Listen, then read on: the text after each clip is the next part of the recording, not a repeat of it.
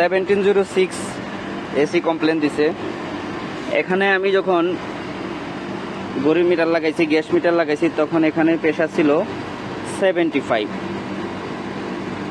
এটা running pressure ছিল 75। আমি ডিসচার্জ প্রেশার যে এটা লাগাইনি, আমি সেকশন প্রেশার লাগাইছি। রানিং প্রেশার এটা 75 ছিল, 75। তো এটা কমপ্লেন হলো যে ঠান্ডা আসে না, মানে এসি চলে, ঠান্ডা আসে, কিন্তু প্রপারলি যে ঠান্ডাটা সেটা আসে না। এটা একটা ডাক্ট এসি, প্রায় 4 টনের একটা এসি। তো আমি এই 75 থেকে গ্যাসটা কমিয়ে দিয়েছি। এটা যখন আমি গ্রিল টেম্পারেচার মিটার লাগাইছি, তখন এটা 75 গ্যাসের মধ্যে 16 টেম্পারেচার আসছে, ঠিক আছে, 16। কিন্তু আমি যখন আবার গ্যাসটা কমাই দিলাম, প্রায় 75 থেকে 70-এ দিলাম, তখন এই গ্রিল টেম্পারেচারটা 14-তে চলে আসছে। তার মানে 14 হলো যে গ্রিল টেম্পারেচারের পারফেক্ট ঠান্ডা।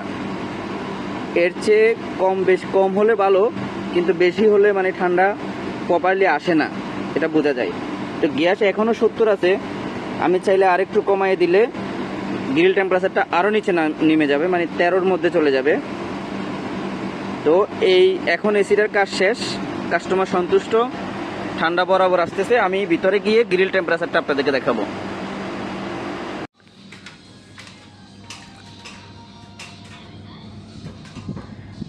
আমি বলছিলাম না, এটার গ্রিল টেম্পারেচার 13-এ চলে আসবে, আরেকটু কমাই দিলে গ্যাস।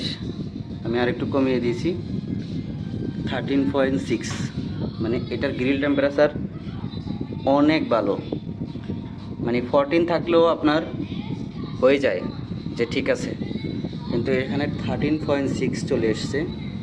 এখন মোটামুটি ভালো ঠান্ডা দিচ্ছে এসিটা। তো খালি গ্যাস দিলেই ঠান্ডা হয় যে এরকম ধারণা ভুল। অনেকেই আছে শুধু গ্যাস দিতে থাকে, মনে করে যে গ্যাস দিলে ঠান্ডা আসে। গ্যাসের একটা লিমিট আছে, লিমিটের বাইরে দিলে আর ঠান্ডা আসে না।